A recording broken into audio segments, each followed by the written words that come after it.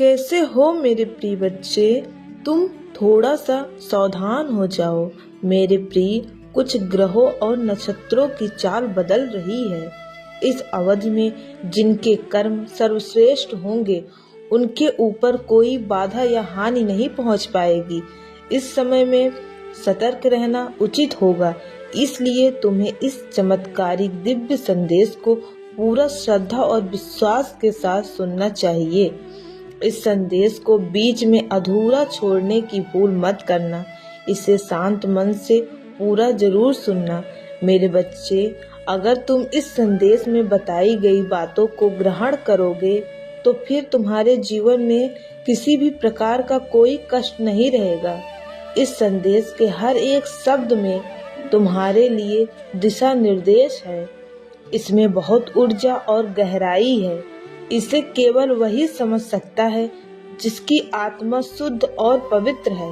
मेरे बच्चे, मैं जो तुम्हें राह दिखाने जा रहा हूँ, उस राह पर चलकर तुम अपनी मंजिल को बहुत आसानी से प्राप्त कर सकते हो। बल्कि तुम्हारे मार्ग में जो भी रुकावटें होंगी वह भी स्वयं ही हट जाएंगी।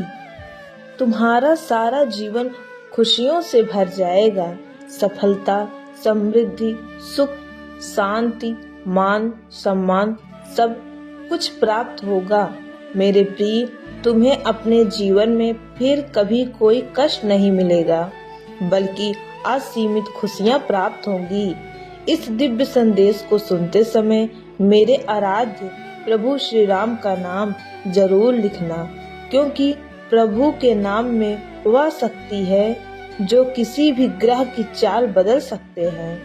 और अपने मन में यह प्रतिज्ञा करना कि अब से तुम अपना विश्वास तनिक मात्र भी कम नहीं होने देना। सदा ही परमात्मा की कृपा पर भरोसा रखो। मेरे प्रिय, अगर तुम किसी विपरीत स्थिति से गुजर रहे हो या तुम्हारे अंदर कोई ऐसा लक्षण दिख रहा है तो समझ लो तुम इतिहास रचने वाले हो। क्योंकि जो अपने कदमों की काबिलियत पर विश्वास रखकर कदम बढ़ाते हैं वही लोग अपनी मंजिल पर पहुंचते हैं। अगर तुम कुछ ऐसा पाना चाहते हो जो तुमने पहले कभी नहीं पाया, तो अब तुम्हें कुछ ऐसा करना होगा जो अब से पहले तुमने कभी नहीं किया। तुम अपने घर की स्थिति में परिवर्तन के लिए चुने गए हो। मेरे प्रिय, प्रार्थना और प्रभु के नाम का जप तेरे जीवन में असंभव को संभव बनाती है।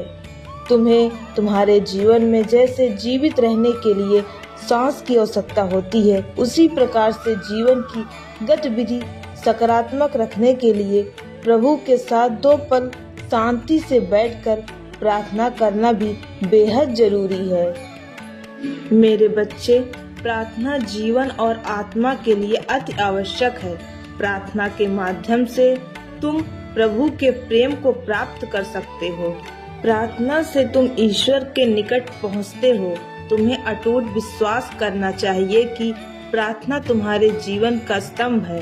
प्रार्थना के माध्यम से तुम यदा ऊर्जावान और शक्तिशाली होते हो और तुम्हारी आत्मा का परमात्मा से जुड़ाव होकर एक रूप हो जाते हो। जब तुम पूर्ण विश्वास के साथ ईश्वर की शक्ति को पहचान और उनके पास जाने का प्रयास करते हो, तब तुम्हारे चारों ओर सकारात्मक ऊर्जा फैलती है। बल्कि तुम्हारे संपर्क में जो भी आता है उसका भी भाग्य बदल जाता है। जैसे जैसे तुम प्रार्थना की शक्ति को पहचानते हो, तुम्हारे जीवन में धीरे धीरे बदलाव आने लगता है। मेरे प्रिय, चाहे कोई भी परिस्थिति क्यों ना हो, कितने भी व्यस्त क्यों ना हो, प्रभु से 2 मिनट के लिए सच्चे मन से प्रार्थना जरूर करनी चाहिए। तुम्हें रोज ऐसी प्रार्थना करनी चाहिए कि हे प्रभु, मैं आपके प्रति पूर्ण समर्पित हूँ। हर तरफ आपकी महिमा को महसूस कर सकूं। मैं आपके प्रेम के प्रति संवेदनशील एवं ग्रहणशील बन सकूं। परमपिता परमेश्वर, अनंत शक्तिशाली प्रभु, मुझे सदैव नेक रास्ते पर ही चलाना। मैं ध्यान में आपके साक्षी चैतन्य स्वरूप को प्राप्त कर सकूं। मेरे प्रभु, ऐसी कृपा करिए हर परिस्थिति में आप पर अटूट भरोसा कर सकूं। मैं आपके शक्ति के स्रोत के साथ एकाकार हो सकूं। हे प्रभु, आप ही मेरी शक्ति के स्रोत हैं। आप ही मेरा नेतृत्व करिए। मुझ पर ऐसी कृपा कीजिए कि मैं अपने जीवन में हर एक काम में सर्वप्रथम आपको आमंत्रित करूं। मैं आपके रक्षा कवच से सदैव घिरा रहूं। हे प्रभु, आप मेरे साथ चलिए और आप मेरा मार्गदर्शन करिए। मैं आपके प्रेम से सदैव एकाकार होता रहूं। हे प्रभु, मेरे जीवन को सरल, सुगम, सरल और शौर्यपूर्ण जीवन जी सकूं। हे प्रभु, मेरे जीवन का नवीनीकरण करें। इस तरह की प्रार्थना के साथ नित्य प्रतिदिन अपने जीवन की शुरुआत करो। मेरे बच्चे, प्रभु की शक्तियों पर जरा भी संदेह मत करना। प्रभु का आशीर्वाद तुम्हारे साथ है। आने वाले हर एक दिन में बहुत से अद्भुत परिवर्तन होंगे। हमेशा सुखी, समृद्ध और संपन्न रहो।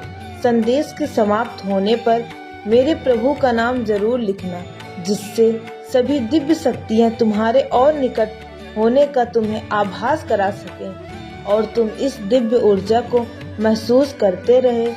ग्रहण करो। सदा खुश रहो, सुखी रहो, यही मेरा आशीर्वाद है। जय श्री राम, जय नीम करोली बाबा जी।